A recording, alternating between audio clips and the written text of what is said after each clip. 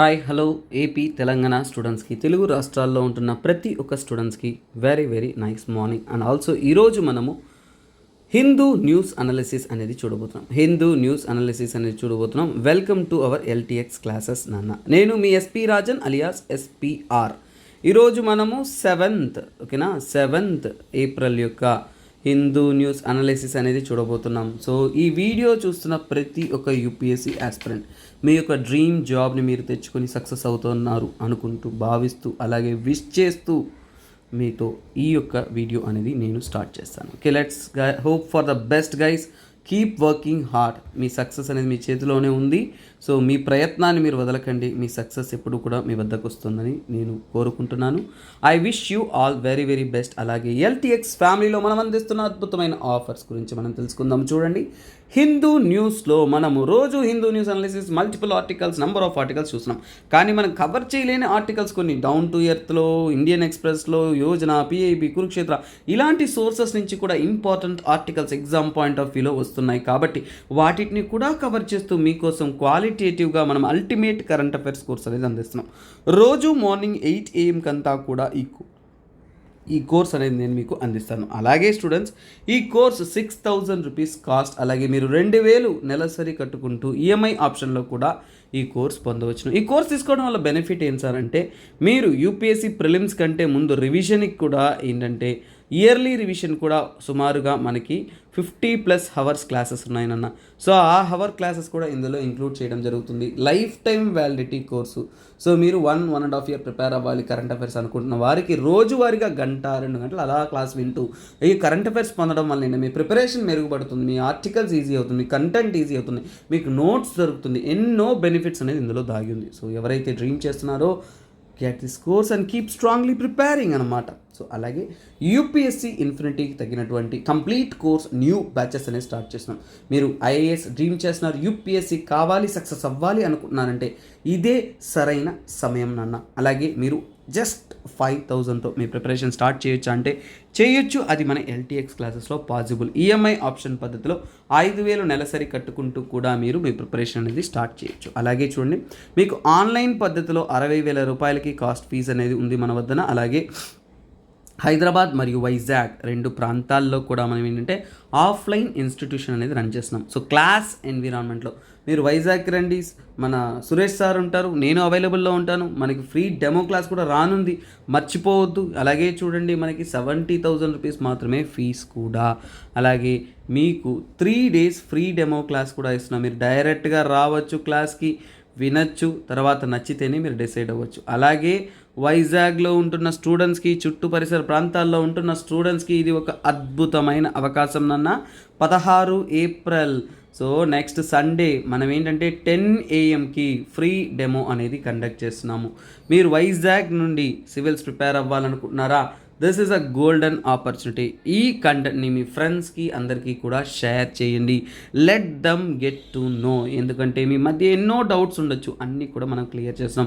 మన LTX classes MVP కాలనీలో ఉందన్న. సో లొకేషన్ కూడా పిన్ చేస్తారు. You can directly come and attend. So ఇంకేమైనా డౌట్స్ ఉన్నాయంటే కాంటాక్ట్ నెంబర్ని కాంటాక్ట్ అవ్వండి. మీరు రండి, క్లాస్లో కూర్చోండి, వినండి, నచ్చితే తర్వాత మీరు జాయిన్ అవ్వచ్చు.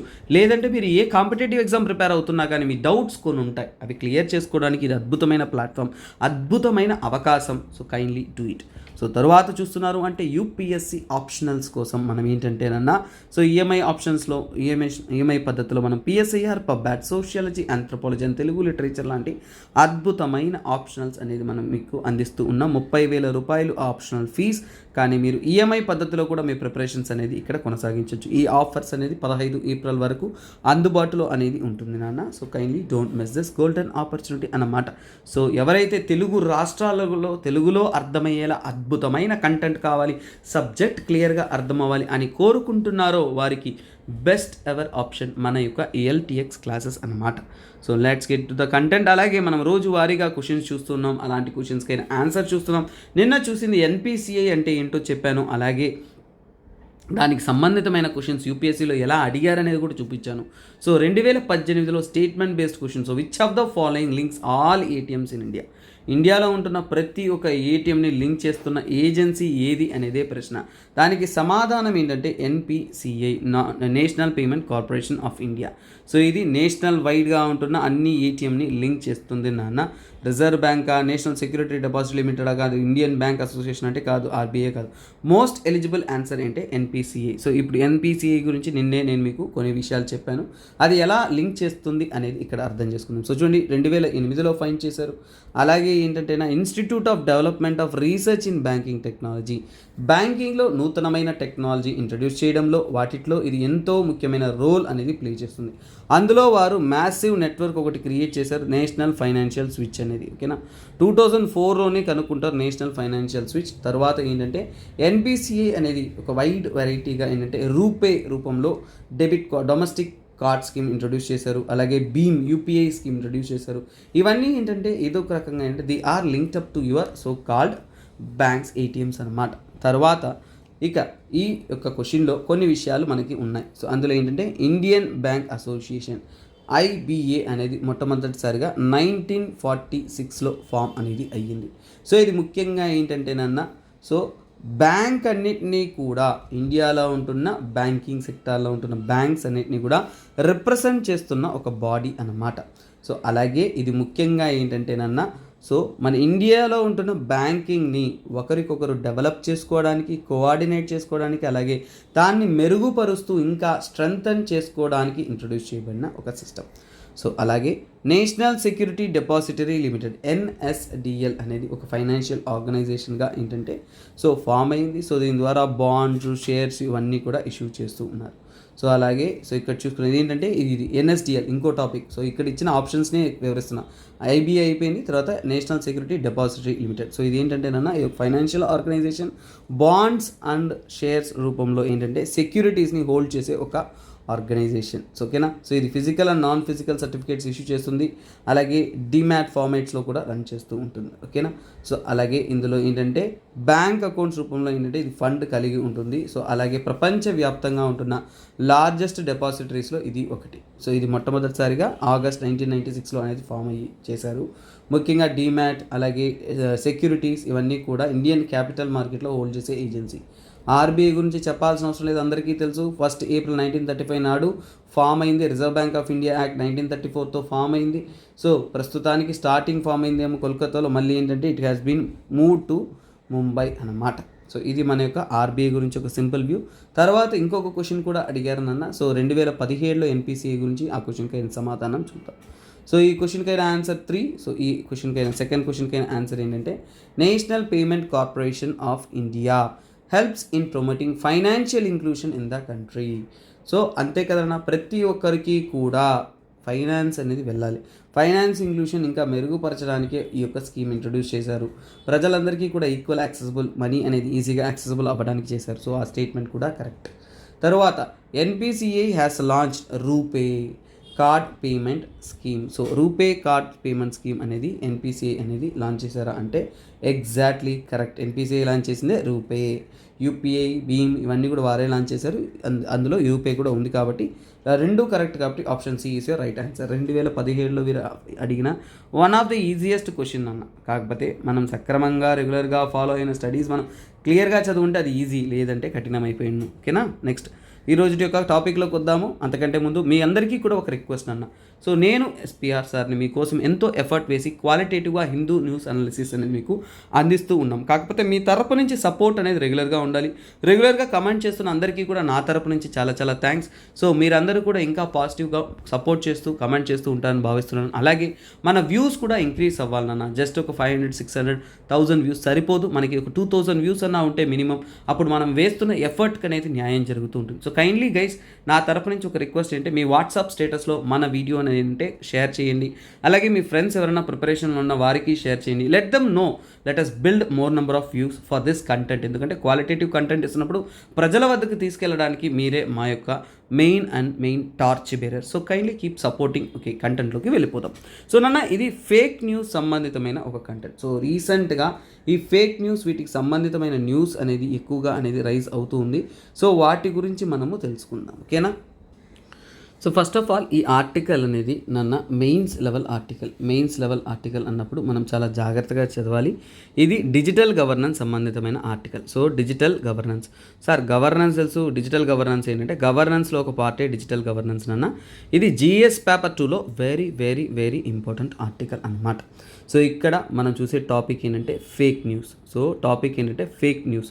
సో దీన్ని మనం ఎలా చదవాలి అనేది ఫస్ట్ చెప్తాను. ఫస్ట్ న్యూస్ పేపర్లో ఇచ్చారు కాబట్టి అసలు న్యూస్లో ఇచ్చిన ఎలిమెంట్స్ చదవాలి. తర్వాత మెయిన్స్ లెవెల్లో చదవాలి కాబట్టి ఫస్ట్ వై ఫేక్ న్యూస్ ఎందుకు వస్తుంది, ఇండియాలో ఎందుకు స్ప్రెడ్ అవుతుంది, వై అనే కారణం. తర్వాత ఏంటంటే నాన్న సో గవర్నెన్స్లో ఇంపార్టెంట్ కాబట్టి మనము గవర్నమెంట్ తీసుకున్న స్టెప్స్ ఏంటి అనేది తెలుసుకోవాలి. తర్వాత ఏంటంటే ఇలాంటి మెనేజ్ని మనం హౌ టు ఓవర్కమ్ అనేది మనం స్టడీ చేయాలి. ఇలాంటి 3 విషయాల్ని మనం స్టడీ చేస్తే అదే ఫేక్ న్యూస్ సంబంధితమైన న్యూస్ స్టడీ.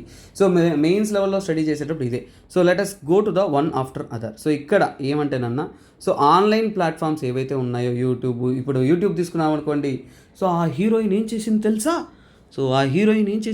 ఈ హీరో ఏం చేశాడు తెలుసా, మీకు ఇది వేసుకుంటే మొహం తెల్లగా అయిపోతుంది, అది వేసుకుంటే ఇది అయిపోతుంది, ఈ కోవిడ్ వచ్చినప్పుడు ఇంకా ఓకేనా ఈ ధూపం వేసుకుంటే తగ్గిపోతుంది, అది తింటే సరిపోతుంది అని ఎన్నో ఫేక్ న్యూస్లు అందరికీ బాగా తెలుసు. యూట్యూబ్లో కొడితే 80% ఫేక్ న్యూస్లు ఉంటాయి తెలుసా. సో మనకి జెన్యూన్ న్యూస్ దొరకడం కష్టమైపోతుంది, అది ఇంకా చాలా కఠినంతో కూడిన పనిగా అయిపోతుంది. అందువల్లనే సెంట్రల్ గవర్నమెంట్ ఏమైంది, ఒక కఠినమైన చట్టాలని రూపొందించి ఎలాగైనా సరే ఈ ఫేక్ న్యూస్ని అరికట్టాలి అనేది వారు నిర్ణయించుకున్నారు. సో అందుకని ఏంటంటే censoring the fake news. So ఇక్కడ ఏంటంటేనన్నా ఐటీ రూల్స్ 2021 అనుసరించి మనం ఏంటంటే తగినటువంటి చర్యలు అనేది సెంట్రల్ గవర్నమెంట్ తీసుకొని ఏంటంటే ప్రెస్ ఇన్ఫర్మేషన్ బ్యూరోతో వాటి యొక్క కోఆర్డినేషన్తో ఏంటంటే ఈ ఫేక్ న్యూస్ని మనం అరికట్టాలి అనేది వాళ్ళు చెప్తున్నారు. సో సోషల్ మీడియా ప్లాట్ఫామ్ పెరుగుతున్న కాలంతో పాటు ఫేక్ న్యూస్ అనేది కూడా అత్యధికంగా అనేది పెరుగుతుంది. సో ముఖ్యంగా ఏంటంటే సోషల్ మీడియా అనేది దీనికి అతి ముఖ్యమైన కారణం.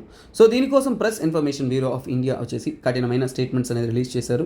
సో ఇక్కడంటే ఇన్ఫర్మేషన్ టెక్నాలజీ రూల్స్, సో దీన్ని అమెండ్మెంట్ చేస్తూ డిజిటల్ టెక్నాలజీకి తగినటువంటి విధంగా ఏంటంటేనా ఆల్రెడీ ఐటీ రూల్స్ 2021 ఉంది, దాన్ని అమెండ్ చేస్తూ దానిలో సవరణలు చేస్తూ మనం ఏంటంటే కొత్తగా అనేది అంటే information technology intermediary guidelines and digital media ethics code అనేది ఇంట్రడ్యూస్ చేస్తున్నారు. సో ఈ అమెండ్మెంట్లో ఏంటంటేనా ఇక నుంచి ఏంటంటే ఆ ప్రైవేట్ ఏజెన్సీస్ ఎవరైతే ఆ యొక్క సోషల్ మీడియా ప్లాట్ఫామ్ ఉంటుందో వారికి స్ట్రిక్ట్ రూల్స్ అనేది ఇచ్చున్నారు. సో చూడండి, relevant government departments get to view whether the pieces of news is fake are not. So ప్రాపర్గా ఏంటంటే ఆ న్యూస్ ఫేకా కాదా అనేది వారు రెస్పాన్సిబిలిటీ తీసుకోవాలనేది ఇక్కడ చెప్తున్నారు. So what the government of India is saying, ఈ రూల్స్లో మన గవర్నమెంట్ ఆఫ్ ఇండియా ఏం చెప్తుందంటే so there is an aggrieved party and a party that is causing the agreement. అంటే ఇద్దరు ఉంటారు. ఒకటి ఏంటంటేనన్నా ఫేక్ న్యూస్ స్ప్రెడ్ చేసేవాళ్ళు, దాన్ని నమ్మేవాళ్ళు. సో నమ్మేవాళ్ళు ఇబ్బంది పడతారు, సో స్ప్రెడ్ చేసేవాళ్ళు ఫేక్ అనేది ఒక విషయాన్ని ఇండియాలో ఒక గ్యాంబ్లింగ్ పద్ధతిలో చేస్తూ ఉన్నారు. సో అందుకనే ఏంటంటే దీన్ని ఎలాగైనా సరే మనం అడ్డుకోవాలి అనేది మెయిన్ ఉద్దేశంగా దానికోసం ఈ యొక్క గవర్నమెంట్ అనేది రూల్స్ అనేది రూపొందిస్తూ ఉన్నారు. సో అలాగే ఆన్లైన్ ప్లాట్ఫామ్ ఏదైతే మనం ఉపయోగిస్తున్నామో వారే ఎలాగైనా సరే ఇక్కడ ప్రాపర్గా అనేది ఈ ఫేక్ న్యూస్ని అరికట్టడానికి ప్రయత్నాలు చేయాలి అనేది చెప్తున్నారు. రీసెంట్ టైంలో మార్చిలో ఇది న్యూస్లో ఉంది నాన్న, ఎందుకంటే తమిళనాడులో ఒక ఫేక్ న్యూస్ స్ప్రెడ్ అయ్యి తమిళనాడులో ఉంటున్న సో కాల్ పీపుల్ అంటే ఏంటంటే నార్త్ ఇండియన్స్ని అటాక్ చేస్తున్నారు, మైగ్రెంట్ వర్కర్స్ని అటాక్ చేస్తున్నారు అని ఒక ఫేక్ న్యూస్ స్ప్రెడ్ అయిపోయి విపరీతమైన సమస్యగా మారిపోతుంది.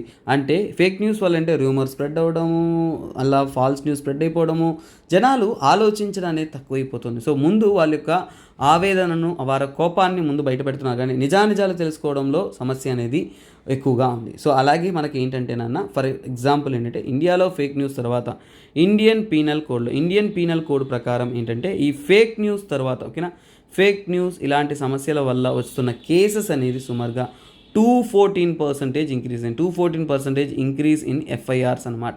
సో అంటే ఫేక్ న్యూస్ సంబంధితమైన ఎఫ్ఐఆర్స్ అనేది ప్రతి సంవత్సరానికి కూడా ఇంకా విపరీతంగా అనేది పెరిగిపోతుంది.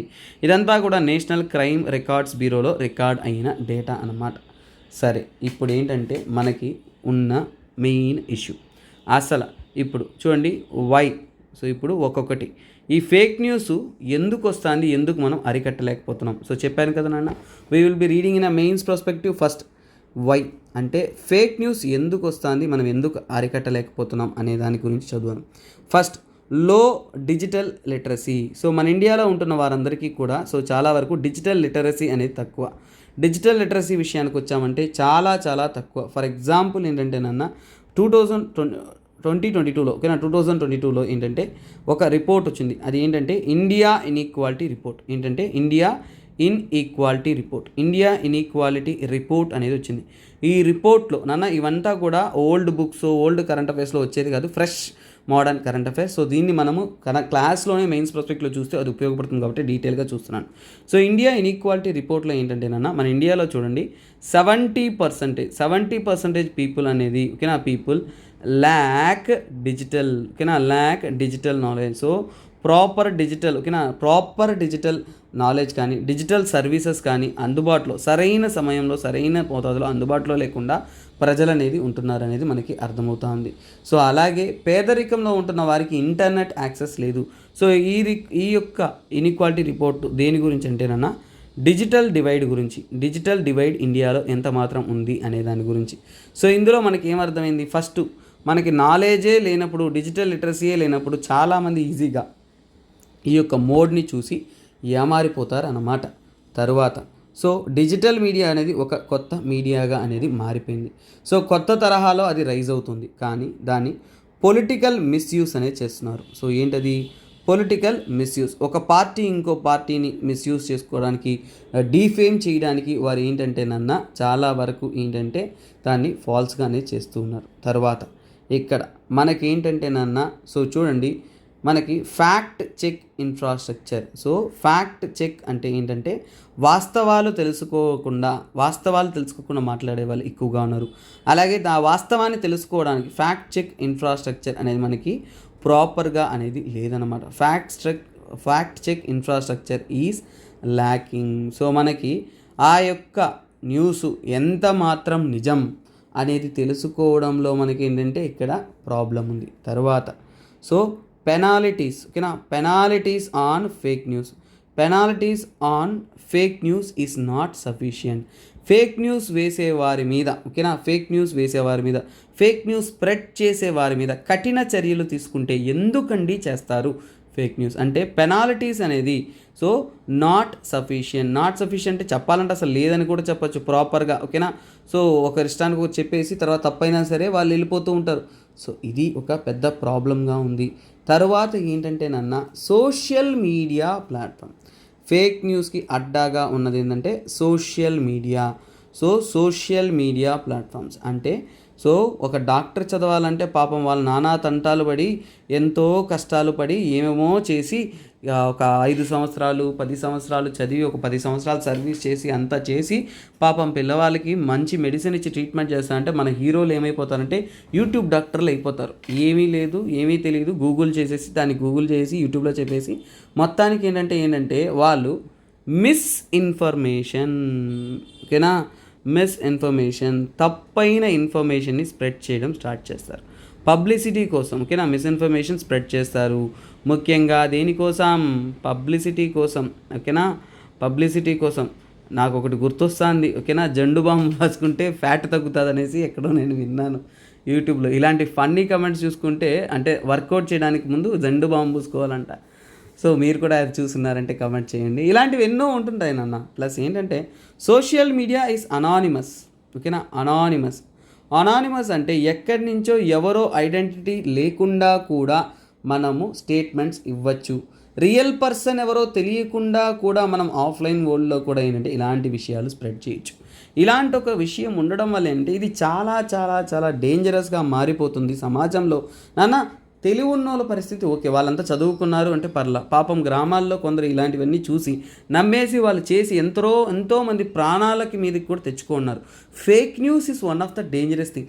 ఇక్కడ ఇంకో ముఖ్యమైన విషయం తీసుకున్నారు అంటే మనకి మత కలహాలు ప్రారంభించడానికి ఎన్నో సొసైటీలో వస్తున్న ఇష్యూస్కి, సమాజంలో వస్తున్న సమస్యలకి ఫేక్ న్యూస్ అనేది అడ్డాగా మారిపోతూ ఉంది. That is one important thing. So అందుకనే ఇప్పుడు చూడండి, ఫస్ట్ పాయింట్ క్లియర్ చేసిన ఫేక్ న్యూస్ వై అనేది. తర్వాత గవర్నమెంట్ స్టెప్స్. నెక్స్ట్ పాయింట్ ఏంటి, గవర్నమెంట్ తీసుకున్న అడుగులు ఏంటి, గవర్నమెంట్ తీసుకున్న స్టెప్స్ ఏంటి. ఇలాంటి సమస్యలను మనం అరికట్టాలనేటప్పుడు గవర్నమెంట్ అనేది తన గవర్నెన్స్ని చూపించాలి. సో దానికోసం ఏంటంటే information technology, IT full form రాయని ఇన్ఫర్మేషన్ టెక్నాలజీ కోసం ఏంటంటే డిజిటల్ మీడియా ఎథిక్స్ కోడ్. ఓకేనా, digital media ethics code, digital media ethics కోడ్కి సంబంధితమైన ఒక రూల్స్ అనేది పాస్ చేశారు. ఓకేనా, రూల్స్ అనేది పాస్ చేశారు 2021లో. ఈ రూల్స్ని మళ్ళీ అమెండ్మెంట్ చేస్తున్నారు. ఓకేనా, ఐటీ అమెండ్మెంట్ అనేది తెస్తున్నారు. సో అదే మనం ఇప్పుడు ఈరోజు న్యూస్లో ఉన్న ఆర్టికల్స్ ఇక్కడ చూడొచ్చు. ఇక్కడ చూడండి. So I had shown you somewhere. This is one. So information technology intermediate guidance and digital media ethics code amendment rules. అంటే ముందు రూల్స్ 2021లో తెచ్చిన సమయానికి ఇప్పుడు ఏంటంటే అమెండ్మెంట్స్. ఓకేనా, అమెండ్మెంట్స్ అనేది తెస్తున్నారు ఫర్ 2023. అంటే ఇదే రూల్స్కి అమెండ్మెంట్స్ అనేది తెస్తున్నారు. అంటే కాలానికి తగినటువంటి మార్పులు కొన్ని యాడ్ ఆన్స్ అవన్నీ చేయాలి కాబట్టి ఇవి చేస్తూ ఉన్నారు. సో ఎందుకంటే ముఖ్యంగా ఈ యొక్క రూల్స్ అంతా కూడా ఏంటంటే ఫ్యాక్ట్ చెక్ కోసం. ఒకటి మనము చెప్తున్నాము అంటే అందులో ఎంత మాత్రం న్యాయం ఉంది, ఎంత మాత్రం నిజం ఉంది అనే విషయాల కోసం ఏంటంటే మిస్ఇన్ఫర్మేషన్ ఈ సోషల్ మీడియాలో స్ప్రెడ్ చేయకూడదు కాబట్టి ఫ్యాక్ట్ చెక్ అనేది చేయడం కోసం లాంచ్ చేశారు. సో అలాగే ఏంటంటే మన గవర్నమెంట్ తరపు నుంచి కూడా ఇంకొక ఐటీ యాక్ట్ అనేది 2008లో పాస్ చేశారు. సో 2008లో పాస్ చేసినప్పుడు ఏంటంటే ఫర్ ఎగ్జాంపుల్ ఏంటంటే అందులో సెక్షన్ 66D ఏం చెప్తుందంటే ముఖ్యంగా ఏంటంటే రెగ్యులేట్స్ ఆఫెన్సెస్. ఓకేనా, రెగ్యులేట్స్ అంటే మొత్తానికి ఏంటంటే ఈ యొక్క ఎలక్ట్రానిక్ కమ్యూనికేషన్స్లో మిస్ఇన్ఫర్మేషన్స్. ఓకేనా, ఎలక్ట్రానిక్ కమ్యూనికేషన్లో తప్పుడు ఇన్ఫర్మేషన్స్ని రెగ్యులేట్ చేయడానికి ఈ యొక్క సెక్షన్ 66D అనేది వర్క్ చేస్తూ ఉంది. తర్వాత ఏంటంటే మనకి ఏంటంటే ఎన్నో ఫేక్ న్యూసెస్ ఇవన్నీ స్ప్రెడ్ కాకుండా ఉండడానికి డిజాస్టర్ మేనేజ్మెంట్ యాక్ట్లో. ఓకేనా, డిజాస్టర్ మేనేజ్మెంట్ యాక్ట్. సార్ సంబంధం లేని యాక్ట్ ఒకటి చెప్తున్నారు ఏం సార్ అంటే, అవునన్న సంబంధం లేని యాక్టే కానీ దీనికి ఒక రోల్ ఉంది. ఆ రోల్ చెప్పినప్పుడే మీకు అర్థమవుతుంది. మెయిన్స్ లెవెల్లో చదువుతున్నప్పుడు ఇవన్నీ కూడా ఇంపార్టెంట్. డిజాస్టర్ మేనేజ్మెంట్ యాక్ట్ 2005లో పాస్ చేశారు. సో అందులో ఏంటంటే సో ఇందులో ఒకటి ఏంటంటే ఎపిడమిక్ డిసీజెస్. ముఖ్యంగా ఇది ఎప్పుడు అమలు పరిచారంటే కోవిడ్ టైంలో అమలు పరిచారు. ఓకేనా, ఎపిడమిక్ డిసీజెస్ యాక్ట్ ద్వారా, ఎపిడమిక్ డిసీజెస్ యాక్ట్ 1897. సో దాన్ని అనుసరించి ఏంటంటే disaster management act, epidemic disease అంటే ఏవైనా కానీ దారుణమైన డిసీజెస్ ఇవంతా కూడా ముఖ్యంగా ఏంటంటే కోవిడ్-19 అప్పుడు జరిగింది. కోవిడ్-19 అప్పుడు ఏంటంటే false news, fake news, rumours. ఓకేనా, రూమర్స్ స్ప్రెడ్ చేయకుండా రెగ్యులేట్ ద రూమర్స్. అంటే ఈ యొక్క యాక్ట్ని అనుసరించి ఏంటంటే రెగ్యులేట్ ద రూమర్స్ అన్నమాట. సో అంటే కోవిడ్-19 వచ్చే స్టార్టింగ్లో మీకు అందరికీ గుర్తుంటుంది, అపోహలు, తుమ్మితే వచ్చేస్తుంది, చూస్తే వచ్చేస్తుంది, పరిగెడితే వచ్చేస్తుంది అనేసి చాలా ప్రాబ్లమ్స్ అనేది దీంట్లో చూసాము. సో తర్వాత మనం కంట్రోల్ చేయడానికి గవర్నమెంట్ ఫినామినాలో ఐపీసీ, ఇండియన్ పీనల్ కోడ్ 1816 అనుసరించి ఏంటంటే సో ఇక్కడ ఏంటంటే గవర్నమెంట్ అనేది చట్టాలను రూపొందించి ఏంటంటే ఫేక్ న్యూస్ని కంట్రోల్ చేయడం కోసం, ఫేక్ న్యూస్ని రెగ్యులేట్ చేయడం కోసం. ఓకేనా, రెగ్యులేట్ చేస్తూ ఏంటంటే ఆ రెగ్యులేట్ పద్ధతిలో ఏంటంటే వారు సో ఏదైనా కానీ అక్కడ ఉంటే ఏంటంటే రయట్స్ జరగకుండా, గొడవలు జరగకుండా, అలాగే తప్పుడు ఇన్ఫర్మేషన్ స్ప్రెడ్ కాకుండా, సో దానికోసం ఏంటంటే అక్కడ రక్షణను అందించడంలో ఈ యొక్క ఆర్గనైజేషన్ ముఖ్యమైన రోల్ అనేది ప్లే చేస్తుంది. తర్వాత ఈ యొక్క ప్రామినెంట్లో సో ఇప్పుడు ఏంటి నెక్స్ట్ పాయింట్ ఏం చెప్పాను నేను, హౌ టు ఓవర్కమ్. సో అంటే ఇలాంటి సమస్యలు మనం ఎలా ఓవర్కమ్ చేస్తాం, ఇది మీ సొంత తెలివితో మనం రాయాలన్నా. హౌ టు ఓవర్కమ్ అనేది ఒక కన్క్లూషన్ లాగా ఉంటుంది. ఓకేనా, సో ఓవర్కమ్ అంటే ఏంటి, ఇలాంటి సమస్యలు మనం ఎలా ఓవర్కమ్ చేస్తాము అనేది. సో ఒక సింపుల్ టర్మ్స్లో చెప్పేస్తాను. ముఖ్యంగా తీసుకున్నారు అంటే సో మనం ఏంటంటే మీడియా లిటరసీ అంటే ఈ డిజిటల్ మీడియా గురించి ప్రతి ఒక్కరికి అవగాహన కల్పించాలి. ఇప్పుడు నేను ఈ వీడియో చేస్తున్నాను కాబట్టి మీ అందరికీ తెలుసు చాలా వరకు ఫేక్ న్యూస్లు ఉన్నాయి. నీకు నుంచి ఏంటంటే మనం చాలా జాగ్రత్తగా ఉంటాం. తర్వాత ఏంటంటే స్ట్రెంథనింగ్ ద లాస్, మన చట్టాలను ఇంకా స్ట్రాంగ్ చేయాలి. ఎవరైనా కానీ ఫేక్ న్యూస్ చేస్తే వాళ్ళ ఛానల్ని డిస్కంటిన్యూ చేయించడం కానీ, లేదంటే ఇంకా ఏదైనా ప్రాబ్లం చేయించడం కానీ. అలాగే ఏంటంటే మనం సోషల్ మీడియా వచ్చిన తర్వాత జర్నలిజం అనేది చాలా ఏంటంటే ఒక నెగిటివ్ కొనటేషన్లో రన్ అయిపోతుంది. కానీ జర్నలిజం అనేది ఒక అద్భుతమైన ఒక ఫీల్డ్ అండి. సో అందులో ఏంటంటే రెస్పాన్సిబుల్ జర్నలిజం అనేది చేయాలి. సో ఏదో మనకి న్యూస్ల కోసము ఆ హీరోయిన్లు వెనక, అలాగే వాళ్ళ యొక్క కాస్ట్యూమ్స్ వెనక ఇలా తిరగడం కాకుండా మనము ఒక మంచి రెస్పాన్సిబుల్ జర్నలిజం, సమాజంలో ఉంటున్న సమస్యలను తెలియజేసే విధంగా ఉండాలి అనేది చెప్తున్నారు. సో అలాగే ఏంటంటేనన్నా సోషల్ మీడియా ప్లాట్ఫామ్స్ కోసం చూడండి, సోషల్ మీడియా ప్లాట్ఫామ్స్ కోసం మన ఇండియాలో ఇంతవరకు యాక్ట్ లేదు.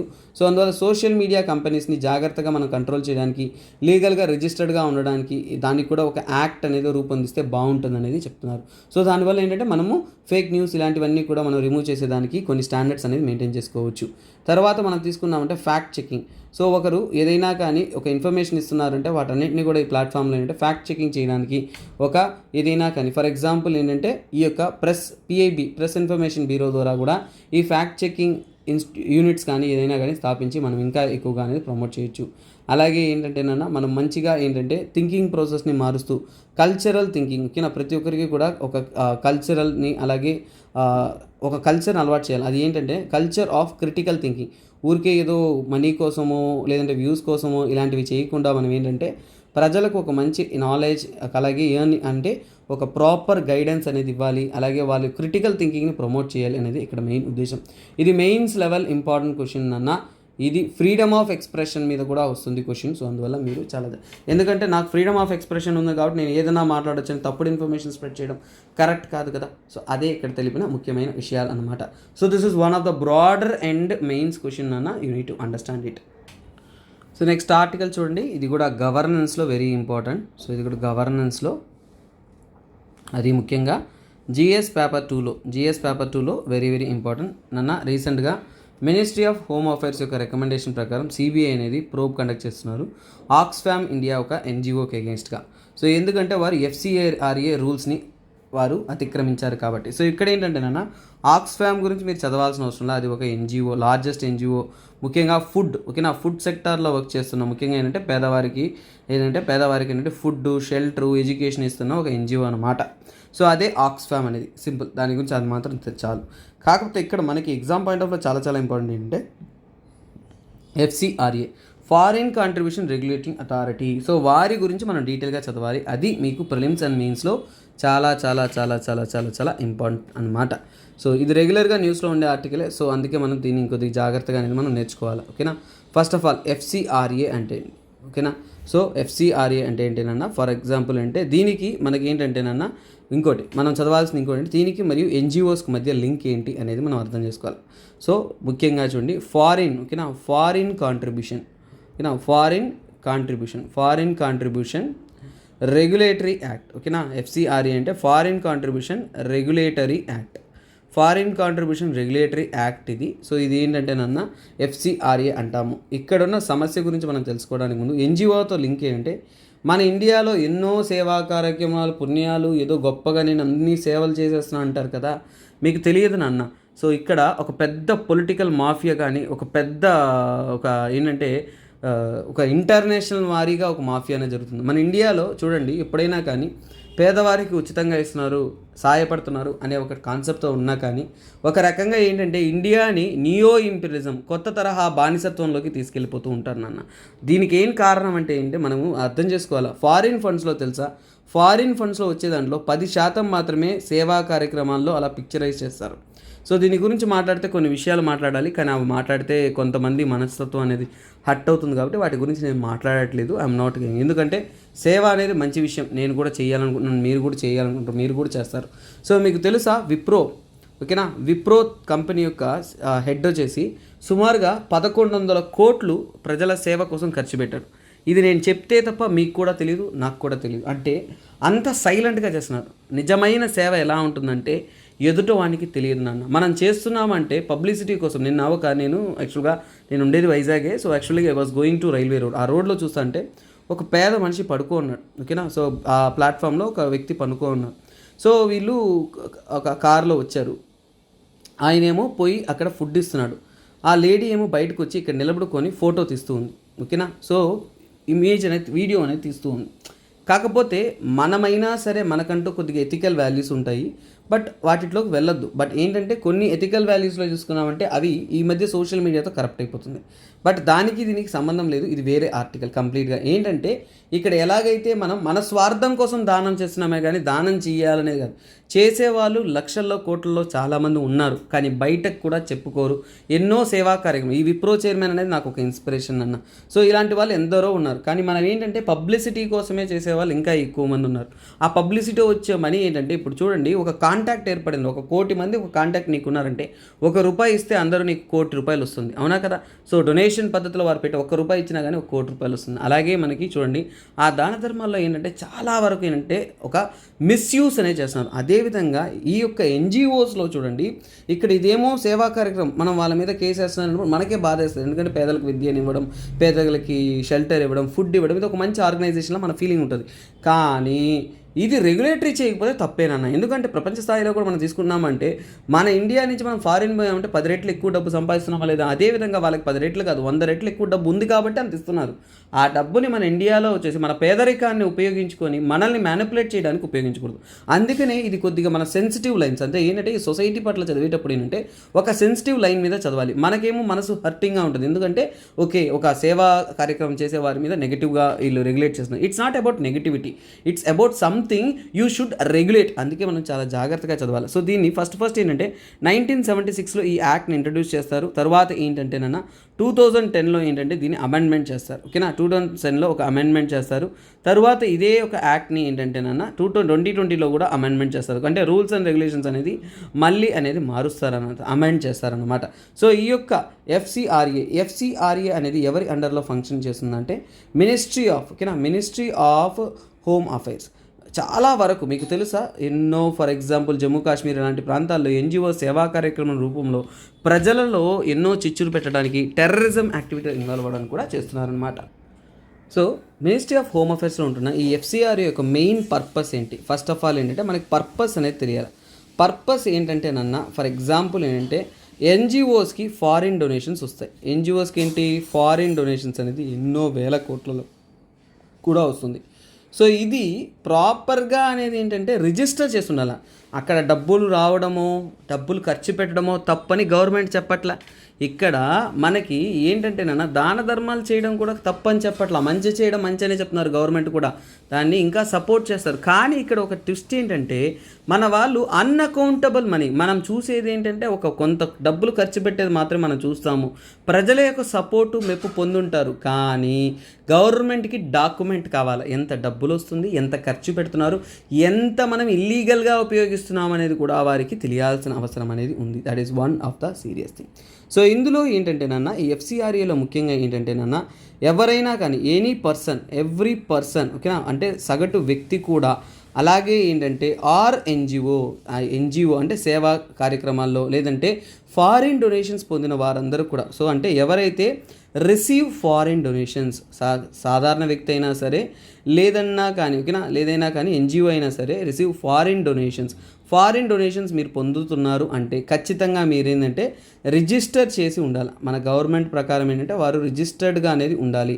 మీ ఇష్టానికి మీరు యాక్ట్ చేయలేరు. సో అలాగే ఏంటంటే ఆ రిజిస్ట్రేషన్లో ఏంటంటే ఎస్బీఐలో, స్టేట్ బ్యాంక్ ఆఫ్ ఇండియాలో సో చూడండి ఒక బ్యాంక్ అకౌంట్ అనేది కంపల్సరీ. అలాగే ఆ బ్యాంక్ అకౌంట్కి వస్తున్న ఫండ్స్, వాటికి సంబంధితమైన డీటెయిల్స్ అనేది ఖచ్చితంగా అనేది వాళ్ళు అక్కడ ప్రొడ్యూస్ చేయాలి. అంటే అలాగే చూడండి యాన్యువల్ రిటర్న్స్ ఓకేనా, యాన్యువల్ రిటర్న్స్ అంటే ఆ ఎన్జిఓ ద్వారా వాళ్ళు చేస్తున్న ఫండ్స్ ఏంటి, అక్కడ వస్తున్న ఆదాయాలు ఏంటి, ప్రతి ఒక్కటి కూడా వారు ఖచ్చితంగా పొట్రే చెయ్యాలి. సో ఎందుకంటే ఇక్కడ పొలిటికల్ డీస్టెబిలైజేషన్ కూడా చేయాలి. ఇప్పుడు చూడండి సేవా కార్యక్రమాలు చేస్తుంటే వారికి పబ్లిసిటీ వస్తుంది. పబ్లిసిటీతో ఏంటి పొలిటికల్ ఇన్ఫ్లుయెన్సెస్ అనేది చేయగలరు. సో ఇక్కడ మనం ఫేక్ న్యూస్ ఇది చూస్తున్నాం కదా, మన సమాజంలో మీరు చేస్తున్న చాలా విషయాలు ఫేకేనండి ఓకేనా. సో ఇక్కడ వాటినన్నింటినీ కూడా ఓవర్కమ్ చేయాలి కాబట్టి, అలాగే గవర్నమెంట్ అనేది కొన్నిటిని ఓకేనా, సో కొందరిని ఫారిన్ కాంట్రిబ్యూషన్స్ ఓకేనా, ఫారిన్ నుంచి వస్తున్న foreign contribution is not allowed. మన ఇండియాలో ఫారిన్ కాంట్రిబ్యూషన్స్ అనేది కూడా ఎవరి మీద చాలా గట్టి నిఘా ఉంటుంది. ఎవరికంతా కూడా ఫారిన్ కాంట్రిబ్యూషన్స్ అనేది నాట్ అలౌడ్ అనేది చూద్దాం. నాట్ అలౌడ్ అంటే ముఖ్యంగా తీసుకుంటున్నారు అంటే ఫర్ ఎగ్జాంపుల్ ఏంటంటే ఈ యాక్ట్ ద్వారా, ఎఫ్సిఆర్ఏ యాక్ట్ ద్వారా ఏంటంటే ఫారిన్ కాంట్రిబ్యూషన్ ఎవరికి అలౌ చేయదంటే క్యాండిడేట్స్ ఆఫ్ ఎలక్షన్. సో ఇప్పుడు మీరు ఎలక్షన్లో నిలబడుతున్నారు అంటే, మీరు ఎలక్షన్ క్యాండిడేట్స్గా నిలబడుతున్నారు. క్యాండిడేట్స్ ఆఫ్ ఎలక్షన్ అంటే మీరు ఫారిన్ ఫండ్స్ పొందుతున్నారు అంటే మిమ్మల్ని ఇన్ఫ్లుయెన్స్ చేస్తున్నట్టే కదా. సో అందువల్ల ఫారిన్ ఫండ్స్ అక్కడికి రాకూడదు.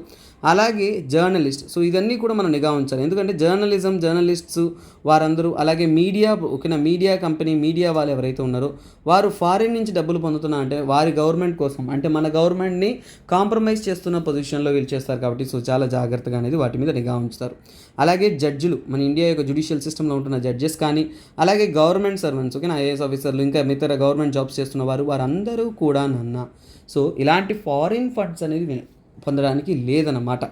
అలాగే మన ఇండియాలో ఉంటున్న ఎమ్మెల్యేస్ కానీ, ఎంపీస్ కానీ, ఇంకా ఇతర పొజిషన్స్లో ఉన్నవారు కానీ ఇలాంటి ఫారిన్ ఫండ్స్ అనేది ఒప్పుకోరు. అలాగే పొలిటికల్ ఆర్గనైజేషన్, మన ఇండియాలో ఉంటున్న పొలిటికల్ నేచర్లో పొలిటికల్ ఫంక్షనింగ్ చేస్తున్న ఆర్గనైజేషన్స్ ఏవైతే ఉన్నాయో అలాంటి ఆర్గనైజేషన్స్ అనేది ఖచ్చితంగా ఫారిన్ ఫండ్స్ అనేది పొందడానికి లేదు. రెస్ట్రిక్షన్స్ అనేది వీరు విధిస్తారన్నమాట. అలాగే ఇక్కడ ఏంటంటేనన్నా ఒకవేళ ఎవరైనా సరే ఇలాంటి రూల్స్ అండ్ రెగ్యులేషన్ అతిక్రమించేస్తే వారి యొక్క రిజిస్ట్రేషన్ అనేది, ఓకేనా, so if they don't follow, so if they act against అంటే ఏంటంటే వారి యొక్క ఫండ్స్ ఇవన్నీ తెలియజెప్పకుండా సీక్రెట్గా ఇల్లీగల్ యాక్టివిటీస్ ఇలా చేశారంటే, ఎఫ్సిఆర్ఏ అగెయిన్స్ట్గా యాక్ట్ చేశారంటే సో వారి యొక్క రిజిస్ట్రేషన్ అనేది, ఓకేనా, రిజిస్టర్డ్ డాక్యుమెంట్స్, ఓకేనా, వారు రిజిస్ట్రేషన్ పొందుంటారు కదా ఎన్జిఓగా అనేసి, ఆ రిజిస్ట్రేషన్ అనేది సస్పెండ్ చేయడం జరుగుతుంది. సస్పెండ్ అంటే ఏంటి, తాత్కాలికంగా తోసివేయడం జరుగుతుంది, లేదంటే క్యాన్సల్ కూడా చేస్తారనమాట. సో అంటే వారు ఏంటంటే అలాంటి యాక్టివిటీస్లో మళ్ళీ ఇన్వాల్వ్ కాకూడదు, వారు ఎన్జిఓగా అనేది యాక్ట్ అవ్వరు అనేది ఇక్కడ క్లియర్. సో ఇప్పుడు మన స్టూడెంట్స్ అందరికీ కూడా ఒక డౌట్ వస్తుంది, సార్ అంత సీరియస్ ఇష్యూనా సార్ అంటే, రీసెంట్గా ఏంటంటేనన్నా ఫర్ ఎగ్జాంపుల్ ఈ యాక్ట్ పాస్ చేసిన 2016 నుంచి 2020 దాకా ఈ సమస్య ఎంత పెద్దదో చూడండి. 6,600 ఎన్జిఓస్ అనేది 6,600 ఎన్జిఓస్ అనేది యాక్చువల్గా లైసెన్సెస్ అనేది ఏంటంటే క్యాన్సిల్ చేశారు. అంటే ఇక్కడ చూడండి, మనకి సేవా కార్యక్రమాలు చేస్తున్నారు గొప్ప వాళ్ళు అనుకుంటున్న 6,600 మంది దాకా ఫేకే ఉన్నట్టు మనకు తెలుస్తుంది. ఇంతకు మించి ఎక్కువ మందిని కూడా ఏంటంటే సస్పెండ్ కూడా చేస్తున్నారు. సో ఇది ముఖ్యంగా ఫారిన్ నుంచి వస్తున్న కాంట్రిబ్యూషన్స్ మనం చాలా జాగ్రత్తగా రెగ్యులేట్ అనేది చేయాలనేది ఇక్కడ అర్థమవుతుంది. అలాగే ఐబీ ఇంటెలిజెన్స్ బ్యూరో, ఓకేనా, ఇంటెలిజెన్స్ బ్యూరో వారు కొన్ని స్టడీస్ చేసిన తరపున, ఎందుకంటే వారు క్రైమ్ ఫండింగ్స్ ఇవన్నీ స్టడీ చేస్తారు కాబట్టి వారు స్టడీ చేసిన దాంట్లో ఏంటంటే ఫారిన్ ఫండ్స్, ఓకేనా, ఫారిన్ ఫండ్స్ అనేది మన ఇండియాలోకి సో ఇలాంటి ఇల్లీగల్ రూపంలో ఎంటర్ అయ్యి ఇవి ఏంటంటేనా నేషనల్ సెక్యూరిటీని కాంప్రమైజ్ చేస్తుంది, మన దేశ భద్రతను, national security is under compromise అనేది చెప్తున్నారు. ఎందుకని, సో ముఖ్యంగా ఏంటంటే ఈ యొక్క ఫారిన్ ఫండ్స్ అనేది రావడం వల్ల, ఓకేనా. సో ఎందుకంటే మన ఇండియా ప్రశాంతంగా ఉందనుకోండి, ప్రపంచ దేశాలకు అనేది వ్యాపారం నడవదు. సో అందువల్ల ఏంటంటే ఈ ఫారిన్ ఫండ్స్ ద్వారానే ఎక్కువగా నక్సల్స్కి ట్రైనింగ్ ఇవ్వడం కానీ, ఇంకా ఆయుధాలు సరఫరా చేయడం కానీ, ప్రశాంతతను కోల్పోవడం కానీ, టెర్రరిస్ట్ యాక్టివిటీస్ అనేది చేయడం కానీ ఇలాంటివన్నీ కూడా జరుగుతున్నట్టు చెప్తున్నారు. సో అలాగే ఏంటంటే ఫర్ ఎగ్జాంపుల్ ఏంటంటే మన ఇండియాలో సిబిఐ స్టడీ చేసిన దాని ప్రకారం చూడండి 22 lakhs, ఓకేనా, 22 lakhs నాన్ గవర్నమెంట్ ఆర్గనైజేషన్స్ ఉన్నాయన్నమాట, ఎన్జిఓస్ ఉన్నాయన్నమాట. అందులో 10% మాత్రమే వారి సంవత్సర ఆదాయాన్ని, యాన్యువల్ ఇన్కమ్ని యాన్యువల్ ఇన్కమ్ అనేది వాళ్ళు పోర్ట్రే చేస్తున్నారు అనమాట. యాన్యువల్ ఇన్కమ్ వచ్చేసి వాళ్ళు సబ్మిట్ చేస్తున్నారు. మిగతా వారంతా కూడా వారి యొక్క ఎక్స్పెండిచర్ స్టేట్మెంట్స్ అనేది ఇవ్వట్లేదు. యాన్యువల్ ఇన్కమ్ స్టేటస్ అనేది వాళ్ళు పబ్లిష్ చేస్తూ ఉన్నారు, ఓకేనా, దే ఆర్ పబ్లిషింగ్. మిగతా వాళ్ళంతా కూడా ఫేక్ అనమాట. అంటే ఏంటంటే వారి డబ్బులు ఎక్కడికి వెళ్తుంది, ఓకేనా, సో ఏం చేస్తున్నారు అనేది వాళ్ళు రిపోర్ట్ చేయట్లా. ఇది అతిపెద్ద సమస్యగా చెప్తున్నారు. ఇక ఫ్యూచర్ టర్మ్స్లో తీసుకున్నారంటే గ్రామ స్థాయిలో ఎన్నో స్థాయిల్లో ప్రజల్ని ఇన్ఫ్లుయెన్స్ చేస్తూ మనం చూడగానే వామ్మో ఎన్ని సేవలు చేస్తున్నారు ఇంత గొప్ప అనుకుంటుంటాం, కానీ బ్యాక్గ్రౌండ్లో జరిగే బ్యాక్గ్రౌండ్లో జరిగే ఈ యొక్క సిస్టము అది ఒక పెద్ద స్కామ్ మనకి తెలిసినప్పుడు తప్ప మనం షాక్ అవుతాం. అంతకు మించి మనమంతా ఉన్నంత వరకు వర్షిపర్స్గానే మిగిలిపోతాం, వావ్ గ్రేట్ సేవలు చేస్తున్నాను. బట్ రియల్ అయిన సేవ చేసే వాళ్ళు నా దృష్టిలో ఏంటంటే they are unsung heroes of our nations, ఓకేనా. Okay students, next current affairs చూడండి. గవర్నమెంట్ అనేది కొత్త స్పేస్ పాలసీకి నాంది పలకడం అనేది జరిగింది.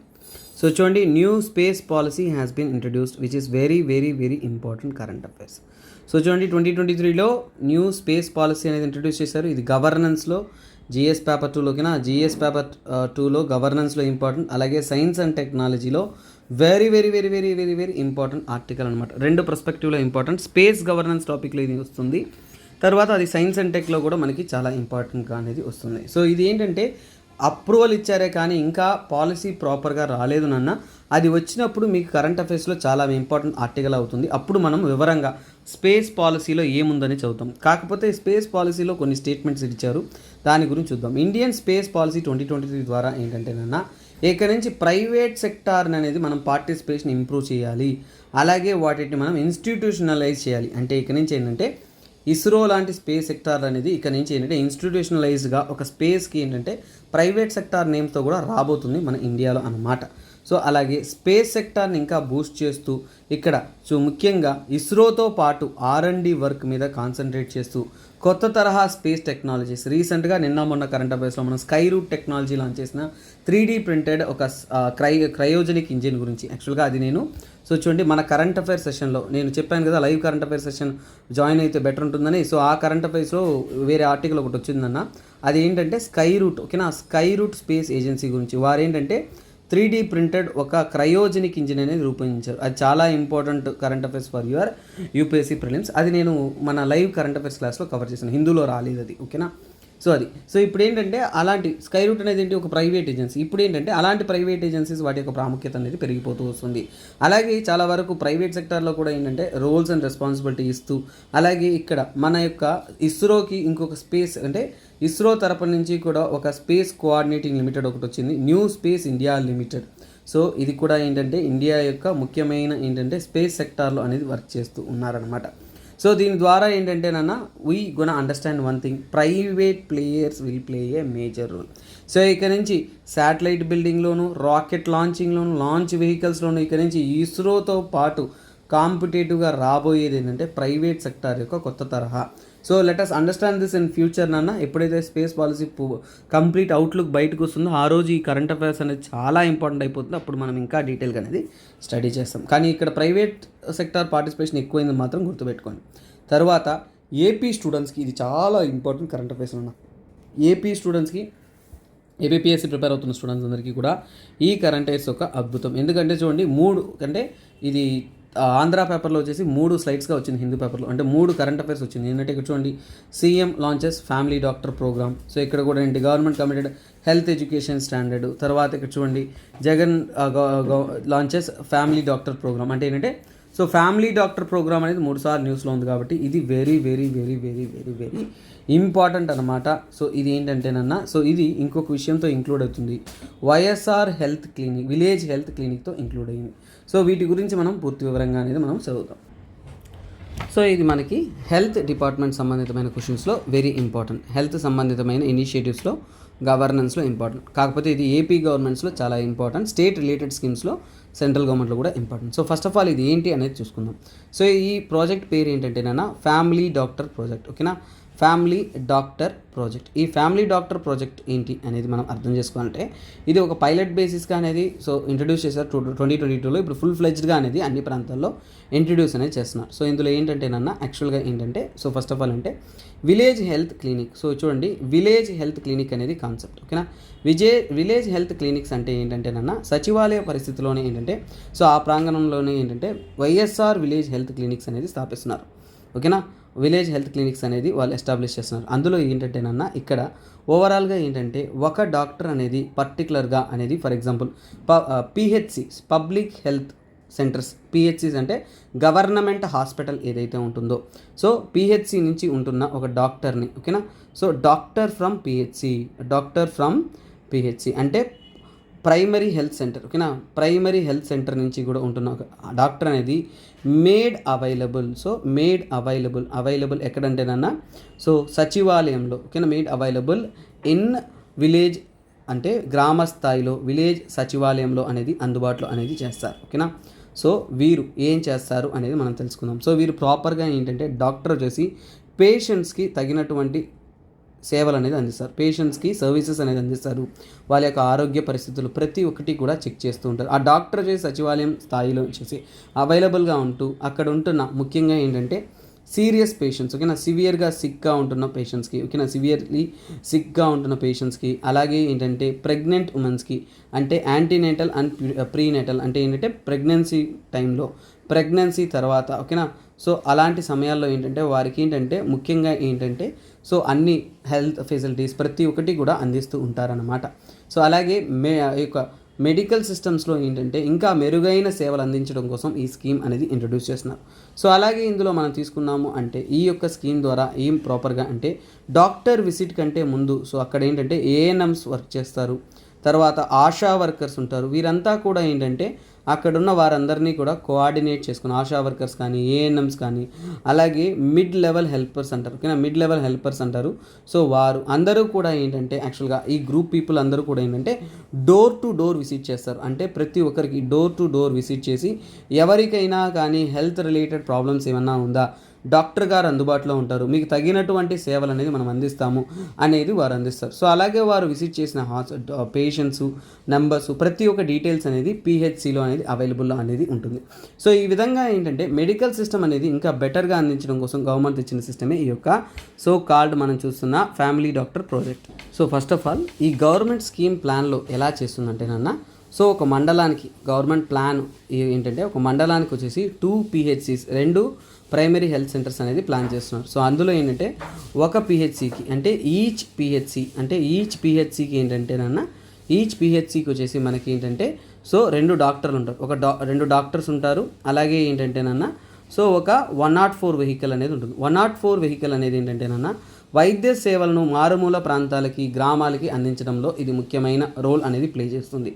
అలాగే 2 డాక్టర్స్ ఉంటారు కదా, సో అందులో ఒక డాక్టర్ వచ్చేసి పిహెచ్సిలో ఉంటారు, ఇంకో ఒక డాక్టర్ వచ్చేసి ప్రాంతాలన్నిటికీ కూడా తిరగాలి. అంటే ఏంటంటే వైఎస్ఆర్, ఓకేనా, వైఎస్ఆర్ విలేజ్ హెల్త్ క్లినిక్స్లో అందుబాటులో ఉంటూ స్కూల్స్, అంగన్వాడీసు అలాగే అన్నిటినీ కూడా అంటే ఆ గ్రామ స్థాయిలో ఉంటున్న ప్రాంతాలకి తిరుగుతూ ఎక్కడంతా కూడా సేవలు అందించాలో అక్కడంతా కూడా ఏంటంటే ప్రాపర్ సేవలు అనేది అందిస్తారు. దీనికోసం ఏంటంటే ఏపీ గవర్నమెంట్ అనేది నంబర్ ఆఫ్ రిక్రూట్మెంట్స్ అనేది కూడా చేయడం జరిగింది. దీని ద్వారా ఏంటంటే సో ఈజీగా అనేది మెడికల్ కేర్ అనేది అందరికీ మనము అందించవచ్చు అనేది వీరి యొక్క మెయిన్ ఉద్దేశం. అది కాకుండా చూడండి ఈ 104 వెహికల్ని ఏమంటామంటే మొబైల్ మెడికల్ యూనిట్స్, ఓకేనా, మొబైల్ మెడికల్ యూనిట్స్ అంటే వైద్య సేవలు అనేది మనము ఓకేనా ఈజీగా ప్రజల వద్దకు తీసుకెళ్ళాలి, అంటే మూవింగ్ హాస్పిటల్ అని కూడా చెప్పచ్చు, ఓకేనా. అది మన యొక్క 104 అనమాట.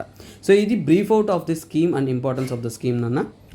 సో అలాగే ఎవరైతే యూపీఎస్సీ ప్రిపేర్ అవుతున్నారో మీ అందరికీ ఒక అద్భుతమైన అవకాశం. ఇండివిజువల్గా polity, history, economy, ethics, SA, geography లాంటి అద్భుతమైన సబ్జెక్ట్స్ మీద మీకు ఏమైనా కానీ డౌట్ కానీ ప్రిపేర్ చేయాలి, క్లియర్గా ఒక కంప్లీట్ కంటెంట్ కావాలి అనుకుంటున్నారు అంటే మీకు 5,000 రూపీస్కే ఇండివిజువల్ సబ్జెక్ట్స్ అనేది మీకు అందుబాటులో ఉంటుందన్న. 15th ఏప్రిల్ వరకు ఈ ఆఫర్ అనేది మీకోసం అందుబాటులో చేస్తున్నాము మన ఎల్టీఎక్స్ తరపు నుంచి. సో నెక్స్ట్ కరెంట్ అఫైర్స్లో మీరు చూడాల్సింది ఒకటేంటన్నా ఇఫ్తార్, ఓకేనా. సో ఇక్కడ రంజాన్ నెల జరుగుతుంది కాబట్టి సో ఇక్కడ ఏంటంటే కొన్ని టర్మ్స్కి మనకి మీనింగ్ తెలియాలన్న. సో అందులో ఇఫ్తార్ భోజనం అందరూ తింటున్నారు, సో అంటే ఏంటి ఇవన్నీ కూడా మనం తెలుసుకోవాలి. సో ఇవి తెలుసుకోవడానికి ముందు మనము సో కాల్డ్ ప్రేయర్స్ గురించి తెలుసుకుందాం. అంటే కొన్ని టర్మ్స్కి యూపీఎస్సీలో ఈ మధ్య టర్మ్స్ అడుగుతున్నారు కాబట్టి ఈ టర్మ్కి ఇఫ్తార్ అంటే ఏంటి, సో ఇలాంటివన్నీ కూడా మనకి తెలుసుకుందాం. సో ఇది కాశ్మీరీ ట్రేడర్స్ అంతా కూడా ఇఫ్తార్ భోజనం చేస్తున్నట్టు ఒక ఇమేజ్ అనేది హిందూ పేపర్లో అనేది వచ్చింది. సో ఇక్కడ ఏంటంటే సో వాటికి సంబంధితమైన డీటెయిల్స్ అనేది మనం కొన్ని తెలుసుకుందాం. సో ఇక్కడ చూడండి, సో జనరల్గా ఏంటంటే సో కాల్ ఇస్లాంలో ఏంటంటే నమాజ్ అంటాం, ఓకేనా. నమాజ్ అంటే ప్రేయర్ అని, ఓకేనా. నమాజ్ అంటే వారు ప్రేయర్ చేసేది, సో నమాజ్ అని అంటారు. సో దాన్ని ఏంటంటే కొన్నిసార్లు సలాత్, ఓకేనా, సలాత్ అని కూడా అంటారు, ఓకేనా. సో ఇది ఏంటంటే ప్రేయర్ని సూచిస్తుంది, ఓకేనా. ప్రేయర్ బై హూమ్ ముస్లిమ్స్, ఓకేనా. ముస్లిమ్స్ చేసే ప్రేయర్స్ని నమాజ్ అంటారు, లేదంటే సలాత్ అంటారు. సో ఇంకొకటి ఎవరైనా కానీ ముస్లిమ్స్ ఉన్నారు నేను తప్పు చెప్పానంటే సారీ, ఎందుకంటే మాకు తెలిసిన అంటే ఫర్ ఎగ్జాంపుల్ సబ్జెక్ట్గా చెప్తున్నాం కాబట్టి కొన్ని రిలీజియస్ ఎలిమెంట్స్ చెప్పేటప్పుడు కొందరు హట్ అవ్వచ్చు, అసలే పబ్లిక్ ప్లాట్ఫామ్ కదా, సో అందుకని ముందే చెప్పేస్తున్నాను. But I'm telling by the what is the knowledge, ఓకేనా. సో ఇక్కడ చూద్దాం. సో ఇక్కడ 5 days, ఓకేనా, వారు ఒక రోజుకి 5 times ప్రేయర్ చేస్తారు, ఓకేనా. ఒక డేలో ఏంటంటేనన్నా 5 times అనేది వారు జనరల్గా అనేది ప్రేయర్ చేస్తారు. 3 times కూడా ఉంది, కానీ జనరల్గా ఎక్కువ మంది ఏంటంటే 5 times చేస్తారు. సో అందులో ఏంటంటేనన్న సో ఇక్కడ సో ఈ 5 టైమ్స్ చేస్తున్నప్పుడు సో ఫస్ట్ ప్రేయర్ని ఏమంటారంటే ఫజర్ అంటారు. ఓకేనా, ఫజర్ అని అంటారు. సో ప్రొనౌన్సియేషన్లో మిస్టేక్ ఉండొచ్చు ఇంగ్లీష్ కాబట్టి. సో ఇదేంటంటే సో బిఫోర్ డాన్. ఓకేనా, బిఫోర్ డాన్ అంటే సూర్యుడు ఉదయించడానికి ముందు. ఓకేనా, బిఫోర్ డాన్ వచ్చేసి ఎర్లీ ఇన్ ద మార్నింగ్ వచ్చేసి ప్రేయర్ చేస్తారు, అది ఫజర్ అని అంటారు. తర్వాత జుహుర్. ఓకేనా, జుహుర్ అనేది ఏంటంటే నూన్, మధ్యాహ్నం పూట ప్రేయర్ చేస్తూ ఉంటారు, సో దాన్ని జుహుర్ అంటారు. ఓకేనా, తర్వాత అసర్ అంటారు. ఓకేనా, ఆఫ్టర్నూన్ తర్వాత ఈవినింగ్కి మధ్యలో అసర్ అనేది ప్రేయర్ చేస్తారు. సో ఇది ఏంటంటే లేట్ ఇన్ ద ఆఫ్టర్నూన్. ఓకేనా, సో అంటే లేట్ ఇన్ ద ఆఫ్టర్నూన్. ఓకేనా, లేట్ ఇన్ ద ఆఫ్టర్నూన్ అనేది వీరు చేస్తారు. ఓకేనా, లేట్ ఇన్ ద ఆఫ్టర్నూన్ అనేది చేస్తారు, దాన్ని ఏమంటారంటే అజర్ అని అంటారు. తర్వాత ఏంటంటే నాన్న సో ఇక్కడ ఏంటంటే మగ్రిబ్. ఎందుకు చెప్తున్నా అనేది మీకు అర్థమవుతుంది, ఎందుకంటే ఇక్కడున్న కంటెంట్లో మనకి ఉపయోగపడే కంటెంట్ ఉంది ఎగ్జామ్ పాయింట్ ఆఫ్ వ్యూలో. సో చూడండి, సూర్యుడు అస్తమించిన తర్వాత ఆఫ్టర్ సన్సెట్ అనేది ఒక ప్రేయర్ చేస్తారు, దాన్ని ఏమంటారంటే మగ్రిబ్ అంటారు. తర్వాత ఏంటంటే నాన్న సో ఇషా అంటే నైట్ అనేది చేస్తారు, సో అదే ఏంటంటే ఇషా అంటారు. ఓకేనా, so later in the dusk. ఓకేనా, సో డస్క్ అంటే చీకటి పడాక చేసేదాన్ని మనం ఏంటి ఇషా ప్రేయర్ అని అంటారు. సో ఇది 5 ప్రేయర్స్గా వాటికైనా నేమ్స్ నాన్న. అలాగే సో ఈ ప్రేయర్ టైమింగ్ని ఏమంటారంటే సలాత్ టైమింగ్ అంటారు. సలాత్ టైమింగ్ అంటే ఈ ప్రేయర్ టైమింగ్స్. ఇది యాక్చువల్గా ఏంటంటే లాజికల్గా ఇలా మాట్లాడతాం, కానీ జనరల్గా టైమింగ్స్ అనేది ఫిక్స్డ్గా ఉంటుందన్న, కొద్దిగా ఇయర్లీగా అలా మారుతుంది. కానీ మనకి ఒక హిందువులకి జనరల్గా అందరికీ ఏంటంటే వారి టైమింగ్స్ అనేది ఫిక్స్గా ఉంటారు సో అనుకుంటాం. సో అందులో ఏంటంటే నాన్న ఫజర్ అనేది ఎర్లీ ఇన్ ద మార్నింగ్ కాబట్టి అరౌండ్ 5 AM. తర్వాత దుహూర్ అనే దాన్ని జుహూర్ అనే దాన్ని దుహూర్ అని కూడా అంటారు. ఓకేనా, సో ఇది ఏంటంటే అరౌండ్. ఓకేనా, అరౌండ్ ఏంటంటే సో ఒక 12 o'clock. ఓకేనా, 12 ఆ టైంకి. తర్వాత అజర్ అనేది ఏంటంటే it will be in the around 4 ఆ టైమింగ్లో. తర్వాత అంటే మగ్రీబ్ అనేది ఏంటంటే నాన్న చీకటి పడినాకంటే సూర్యుడు అస్తమించిన తర్వాత, అంటే అరౌండ్ యాక్చువల్గా ఈ ఒక్కొక్క రోజు ఒక్కొక్క టైమింగ్ చెప్తూ ఉంటారు సలాత్ టైమింగ్ అనేది, అది ఇస్లామిక్ తెలిసిన వాళ్ళకి డీటెయిల్గా చూసినప్పుడు తెలుస్తుంది. సో అరౌండ్ ఏంటంటే ఆఫ్టర్ 6 అనేది ఉంటుంది. ఓకేనా, 6 తర్వాత అనేది ఉంటుంది. సో తర్వాత ఇక్కడ చూసిన ఇషా అనేది 8 PM. ఓకేనా, 8 PM. ఓకేనా, 6 PM అలా విధంగా. సో ఇది 4 PM. తర్వాత ఇది ఏంటంటే 12 noon. ఓకేనా, సో ఇలా ఈ విధంగా అనేది టైమింగ్స్ అనేది వాళ్ళ యొక్క ప్రేయర్ టైమింగ్స్ అనేది ఉంటుంది నాన్న. సో కాకపోతే ఇప్పుడు మనం ఏంటంటే ఇఫ్తార్ అంటే ఏంటి అనేది మనం చదువుతున్నాం కాబట్టి, ఎందుకంటే అదే ఇక్కడ న్యూస్ అంటే ఇఫ్తార్ భోజనం చేస్తున్నారు అనేది మనం న్యూస్లో చూసాం కాబట్టి దానికి సంబంధితమైన కంటెంట్ అనేది మనము సింపుల్గా చూస్తాం.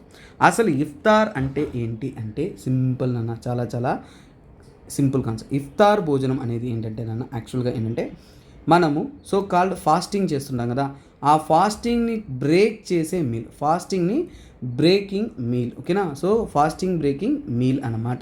సో ఇది ఏంటంటే నాన్న సో అలాగే దీన్ని ఏమంటామంటే ఈవినింగ్ మీల్ అని అంటాం, అంటే సాయంత్రం పూట, అందుకనే ఈవినింగ్ మీల్ అని అంటాము. సో ఇది ముఖ్యంగా ఎప్పుడు చేస్తారు అంటే సో చూడండి మగ్రీబ్.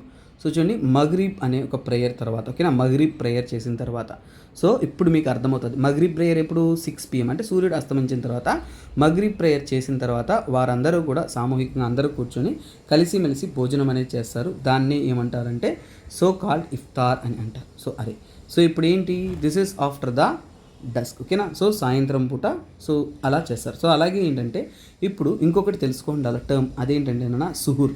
సుహూర్ అంటే ఎర్లీ ఇన్ ద మార్నింగ్, అంటే సో ఈ రంజాన్ నెలల్లో ఏంటంటే 2 times ఏ మీల్ వారు చేస్తూ ఉంటారు. సో అందులో సుహూర్ అనే దానికి మీనింగ్ ఏంటంటే నాన్న ఇది ఏంటంటే ప్రీ డాన్, అంటే సూర్యుడు ఉదయించడానికి ముందు. ఓకేనా, ఉదయించడానికి ముందు చేసే ఒక భోజనం.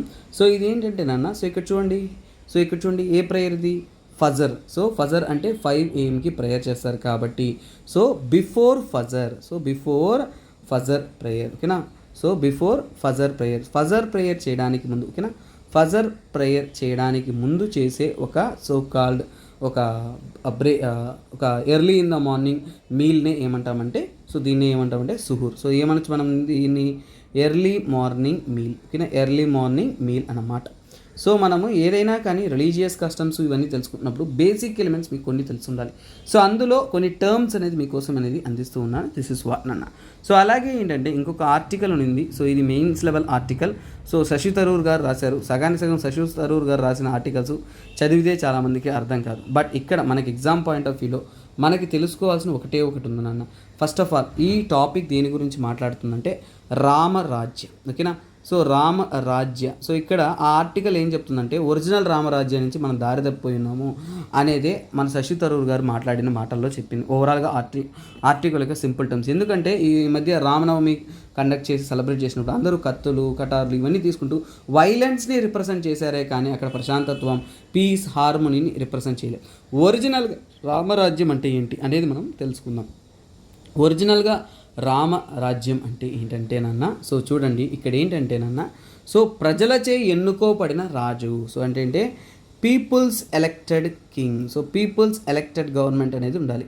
సో పీపుల్స్ ఎలక్టెడ్ గవర్నమెంట్ అంటే ఏంటి? ప్రజలచే ఎన్నుకోబడిన ఒక గవర్నమెంట్, అంటే ప్రజలచే మెచ్చుకోబడిన రాజు. తర్వాత ఆ రాజ్యం ఎలా ఉండాలి? పీస్, ఓకేనా, చాలా వరకు ప్రశాంతంగా, ప్రోగ్రెస్, ఓకేనా, చాలా వరకు గ్రోయింగ్గా, తర్వాత ప్రాస్పెరిటీతో, ఓకేనా, సో అద్భుతమైన, సో ఎన్విరాన్మెంట్తో అన్నిటితో కూడా ఏంటి అద్భుతమైన రాజ్యం అనేది ఉండాలి. సో ఇది ఏంటంటే గుడ్ గవర్నెన్స్కి ఒక నిలువెత్తు నిదర్శనంగా అనేది చూపిస్తారు, ఓకేనా.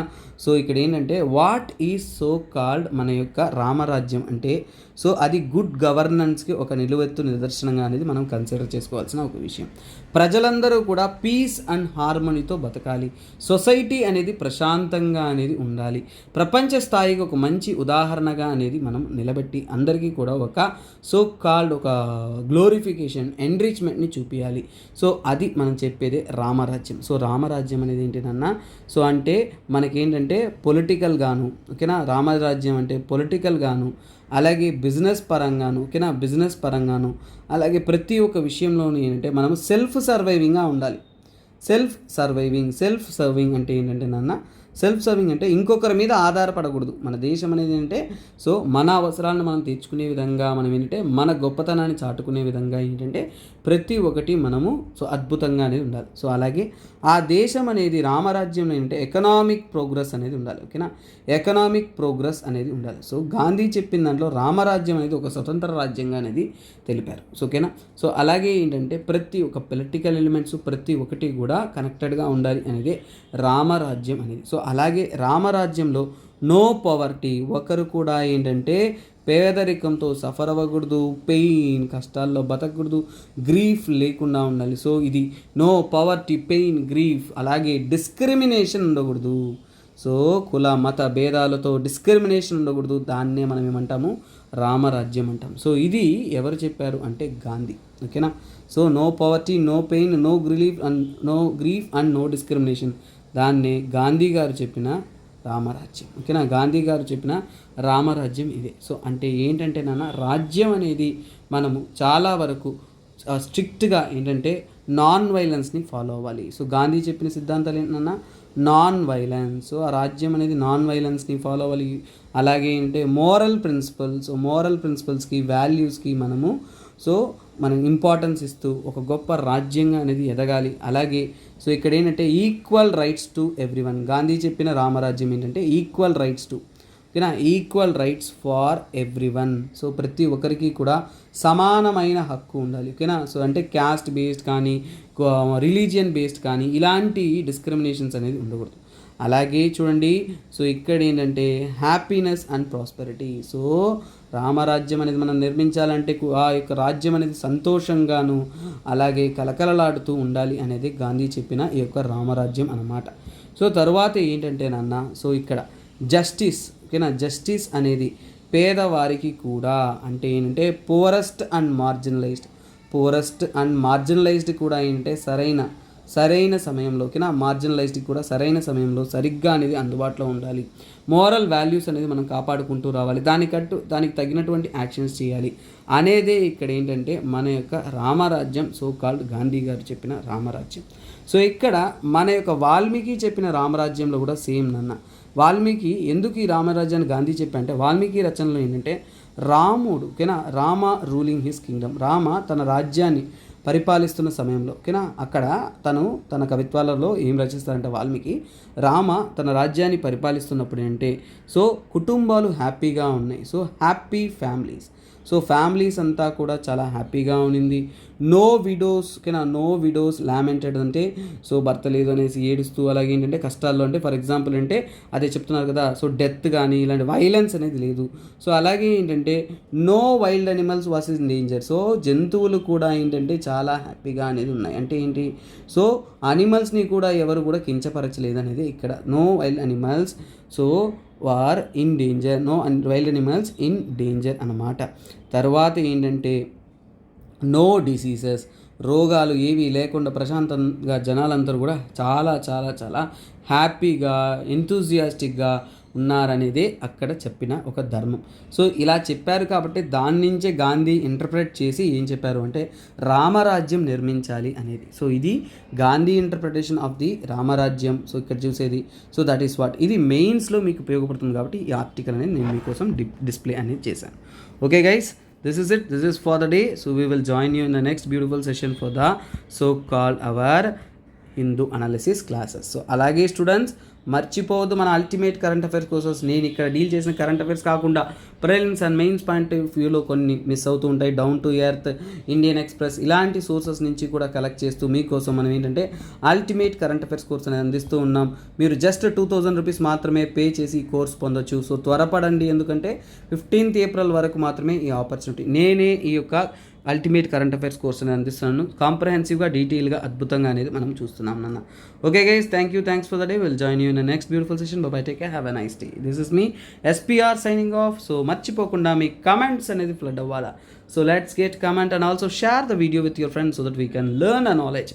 నా వంతు నాలెడ్జ్ నేను మీకు అందిస్తున్నాను, మీ వంతు మీరు సాయం చేయండి. So you keep supporting, so we keep improving the quality, the best ever quality. Bye bye, take care, have a nice day.